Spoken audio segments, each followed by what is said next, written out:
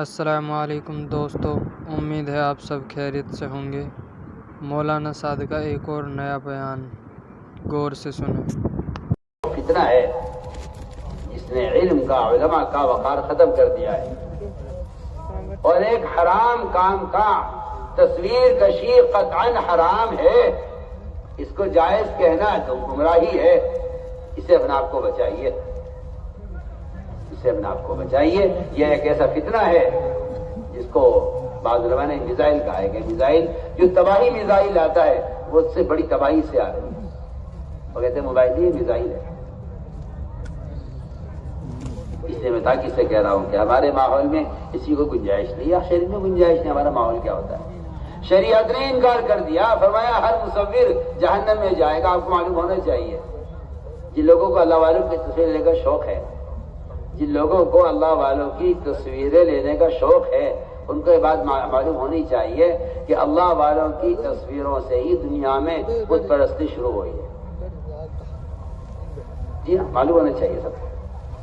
تصویروں کی دنیا میں ابتدا کہاں سے ہوئی ہے؟ بتوں کی پوجا کہاں سے شروع ہوئی؟ بتوں کی پوجا کہاں سے شروع ہوئی؟ معلوم ہونا چاہیے نا۔ اتنے دنیا کے اندر بت پوجے جاتے ہیں، کروڑوں کی تعداد میں، کہاں سے آئے گے؟ کہاں سے شروع ہے؟ یہ دیکھو عجیب حال ہے، جہاں آواز سنتے ہو ادھر ہو جاتے ہو۔ میں کچھ کہہ رہا ہوں، ادھر دیکھو نا میری طرف۔ یہ تو شیطان ہے جو چیخ رہا ہے، تم بھی شیطان بن جاؤ اس کے پیچھے۔ بت پرستی کہاں سے شروع ہوئی؟ معلوم ہونا چاہیے۔ بت پرستی شروع ہوئی ہے اللہ والوں کی تصویروں سے۔ نوح علیہ السلام کی قوم میں 5 جنے بزرگ تھے۔ شیطان نے مشورہ دیا آج کل کے شیطانوں کی طرح کہ ان کی تصویر بناؤ بزرگوں کی۔ شیطان نے آج کل کے شیطانوں کی طرح مشورہ دیا نوح علیہ السلام کی قوم کو کہ اپنے بزرگوں کی تصویر بناؤ، ان کی یادگار رہے گی۔ ان کی تصویریں بنی۔ اب تصویر بنانے کا طریقہ بدل جائے تو بدل کر رہے ہیں، کیا بات ہے؟ آج کہ یہ حلال ہے، وہ حرام ہے، یہ جائز ہے، وہ ناجائز ہے۔ انہوں نے تصویریں بنائی بزرگوں کی شیطان کے کہنے سے، پھر ان تصویروں کے مجسمے بنے۔ ان کی تعظیم بڑھتی گئی کہ یہ تصویر تو پھٹ جائے گی، کچھ دن میں جو ہے ہلکی پڑ جائے گی یا ضائع ہو جائے گی، ان کے مجسمے بنا دو تاکہ یہ باقی رہے۔ یہاں سے دنیا میں بت پرستی شروع ہوئی ہے۔ میں تو آج بھی کہتا ہوں کہ اگر ان تصویروں سے بت بن سکتے ہیں تو ان تصویروں میں کیا بتوں کی بو نہیں ہوگی؟ کیا ان بتوں کی ضرورت نہیں ہوگی؟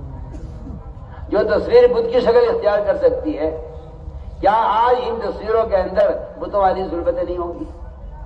بس کسی کا احساس مردہ ہو گیا ہو اور کسی کا ایمانی بیچارے کا کھوکھلا ہو کہ کوئی حرج نہیں ہے تو وہ جانے۔ ورنہ میں نے آپ سے عرض کر دیا کہ دنیا میں بت پرستی کی ابتدا اللہ والوں کی تصویروں سے ہوئی ہے۔ کیوں؟ عجیب بات ہے۔ علماء نے لکھا ہے کہ تصویر بنانا، چاہے موبائل سے بنائیں، تصویر بنانا اللہ تعالی کی، اللہ اکبر، اللہ تعالی کی صفت میں، اس کی صفت تخلیق ہے، اس کی نقالی کرنا ہے کہ میں بھی اللہ ہوں۔ زنا کرنے والا، شراب پینے والا، چوری کرنے والا، جھوٹ بولنے والا، غیبت کرنے والا، کسی کو نہیں کہا کہ کوئی اللہ بننا چاہتا ہے، خالق بننا چاہتا ہے۔ صرف تصویر بنانے والے کے بارے میں فرمایا کہ یہ خالق بننا چاہتا ہے۔ یہ حدیث ہے، پڑھی حدیث، کوئی خالی باتیں تھوڑی ہوتی ہے یہاں دعوت کے ممبر سے، صاف حدیث ہے۔ جو آدمی کسی بھی طرح سے تصویر بنا رہا ہے وہ خالق بننا چاہتا ہے۔ اللہ نے تو نے خالق بننا چاہا، ڈالی میں روح تصویروں میں، وہ نہیں ڈال سکے گا، روح ڈالنے سے اللہ کا کام ہے۔ اللہ ان مصور اٹھا کے جہنم میں ڈال دیں گے سیدھا، سیدھی بات ہے۔ یہ لکھا مولانا جو ہے بدر عالم تجوان سننا میں تصویر کشی پر یہ لکھا ہے اور جو ہے نقل کی ہے کہ مصور اللہ بننا چاہتا ہے کسی شراب پینے پر، زنا کرنے پر، جھوٹ بولنے پر، غیبت کرنے پر، کسی کبیرہ گناہ پر وہ عذاب نہیں ہے جو عذاب تصویر لینے پر ہے۔ جی ہاں، پڑھیے آپ حدیث، اشد الناس عذاباً کا ہے، اشد الناس۔ ابن عباس کے پاس ایک آدمی آیا، آ کر کہنے لگا کہ جی میں آپ سے ایک مسئلہ معلوم کرنے آیا ہوں۔ وہ زمانہ جاہلیت کا زمانہ، کفر کا، وہ بیچارہ کبھی زمانے جاہلیت میں اس کا کام ہوگا تصویر بنانا، تصویر بنایا کرتا تھا۔ اس نے آ کر مسئلہ معلوم کیا ابن عباس رضی اللہ عنہ سے کہ جی اب میں اسلام لے آیا ہوں، مگر میرا جو طریقہ ہے، میرا جو پیشہ ہے، میری جو آمدنی کا ذریعہ ہے، وہ تصویریں بنا کے بیچتا ہوں، اس کے مجھے پیسے ملتے ہیں۔ یہ اس نے کہا کہ جی میرا تو کام ہی کچھ نہیں، اس کے علاوہ میں کیا کروں، میرا دھندا یہی ہے، میرا پیشہ یہی ہے، مجھے اس کے علاوہ کچھ کرنا بھی نہیں آتا۔ ابھی بچوں کو پالنے کے لیے میرا کام یہ ہے کہ میں تصویر بناتا ہوں، ان تصویروں کو بیچ کر جو پیسے آتے ہیں اس سے میں اپنی گزر بسر کرتا ہوں۔ کیونکہ یہ بات بالکل طے شدہ بات ہے کہ تصویر کا بیچنا بھی حرام ہے، اس کا خریدنا بھی حرام ہے، اس کی آمدنی بھی حرام ہے۔ سن لے کان کھول کے بھی کیا بول رہا، تصویر خریدنا، بیچنا اور اس کی آمدنی سب حرام ہے۔ جتنا شراب کا بیچنا بھی حرام، خریدنا بھی حرام، پینا بھی حرام۔ جو پیسے اس کی بیچ کر پیسے آئے ہیں وہ بھی حرام ہے۔ اس نے کہا ابن عباس رضی اللہ عنہ سے کہ جی میں کیا کروں، میرا تو پیشہ یہی ہے، میں کیا کروں۔ انہوں نے یہ نہیں کہا بھائی مجبوری ہے، حالات ہے، آج کل کی زمانہ بدل رہا ہے اور مجبوری ہے، آؤ بھائی بیٹھ کے سوچ لو، بھائی پریشانی آ رہی ہے مسلمانوں پر، آ جاؤ بیٹھ کے ذرا غور کر لیا جائے اور بیٹھ کر سوچ لیا جائے، چلو فلاں کے مذہب پہ عمل کر لیا جائے، فلاں کے مذہب پہ مسئلہ بتا دیا جائے۔ یہ وہاں یہ کچھ نہیں ہوتا تھا، وہاں یہ تو زمانے میں ہوتا ہے۔ مجبوریوں کا دین کیا، کافروں کے تابع کر دو دین کو اور کہتے رہو ہاں ہم دیندار ہیں۔ انہوں نے یہ نہیں کہا مجبوری ہے۔ ابن عباس نے بتایا کہ تصویر کی آمدنی حرام ہے۔ کیا کہا اس نے؟ تصویر لینا تمہارا، بنانا تصویر حرام ہے۔ وہ تو سنتے ہی اس کی تو دل کو اٹیک ہو گیا اس کے، اور وہ لمبے لمبے سانس لینے لگا، جو روایت ہے میں آپ کو نقل کر رہا ہوں۔ اور اس سے تو پریشان، اور اس پہ اتنا بوجھ پڑا کہ وہ لمبے لمبے سانس لینے لگا۔ وہ کہ جی میں تو ہلاک ہو گیا، میں کیا کروں، کوئی گنجائش ہے؟ کہ نہیں، کوئی گنجائش نہیں ہے۔ آپ کا عمل بھی حرام ہے، آپ کی آمدنی بھی حرام ہے، آپ کا تصویر بنانا بھی حرام، بیچنا بھی حرام، خریدنا بھی حرام۔ سنیں موبائل والے، سنیں میں کیا بول رہا ہوں۔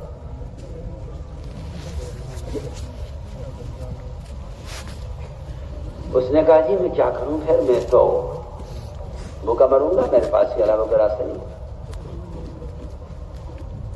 ابن عباس نے فرمایا دیکھو، اگر تم پریشان اور مجبور ہو اور اس کے علاوہ تمہارے پاس کوئی راستہ نہیں ہے تو پھر میں تمہیں اس کا مشورہ دیتا ہوں کہ تم پہاڑوں کی، دریاؤں کی اور درختوں کی تصویر بنا دیا کرو، اسے بنا کے بیچ کے گزارا کر لو۔ یہ نہیں کہا کہ بھائی تمہاری مجبوری ہے اور تو ہم تمہیں اجازت دے دیتے ہیں تصویر کی، کہ نہیں، تصویر حرام ہے۔ اگر تجھے کرنا ہی ہے یہ کام تو پھر ان چیزوں کی تصویر بنا جن میں روح نہیں ہے، جانور کی، انسان کی، کسی بھی روح والے کی تصویر کا بنانا قطعاً حرام ہے۔ لیکن کیا افسوس اور صد افسوس کہ مسلمان کو بے ادب بنا دیا، یہ کہہ کر کہ یہ کرنا جائز ہے، یہ کرنا بھی جائز ہے، یہ کرنا بھی جائز ہے۔ جی ہاں، اسے بے ادب بنا دیا، اسے ننگا کر دیا، اسے بے ادب بنا دیا۔ اس لیے ہم تاکید سے کرتے ہیں، ہمارا ایسی قطعاً کوئی گنجائش نہیں ہے، یہ فعل قطعاً حرام ہے اور ایسا کرنے والے کو حرام کا گناہ مل رہا ہے۔ وہ جو چاہے باتیں بنا لے، کچھ کر لے، لیکن جو بات ہے وہ بات ہے۔ کریں گے بچے، بچیں گے انشاءاللہ اس سے، بالکل صاف صاف۔ اس طرح میں اس لیے عرض کر رہا تھا کہ یہ سارے کام اللہ کی رضا کے لیے ہوں، اس لیے اپنی نیتوں کو ڈھلتے رہی ہو، اپنی نیتوں کو سامنے رکھیے ہر وقت، کس لیے کر رہے ہو، کس لیے کر رہے ہو۔ ان صفات کو اندر پیدا کرنے کے لیے اللہ کے راستے کا خروج ہے، نکلنا اس لیے ہے تاکہ یہ صفات ہمارے اندر پیدا ہو جائے۔ اس لیے کہ اللہ نے صاف فرمایا ہے جو ہمارے راستے میں نکل کر محنت کرتے ہیں ہم انہیں ہدایت ضرور دیتے ہیں۔ اس لیے میرے دوستوں جو نکلنے کے فضائل خوب یاد کرو۔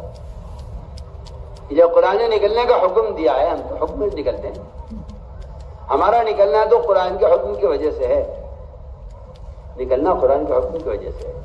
انفروا خفافا وثقالا، نکل اللہ کے راستے میں، ہلکے ہو یا بوجھ، دور بھی جاؤ قریب بھی جاؤ، ہر جگہ دین کو قائم کرنے کے لیے خود چل کر جاؤ۔ اس طرح ہمیں نقل و حرکت کے ذریعے ہر جگہ عمل کا ماحول قائم کرنا ہے، جہاں تک ہو سکے اللہ کے راستے میں پیدل چلو۔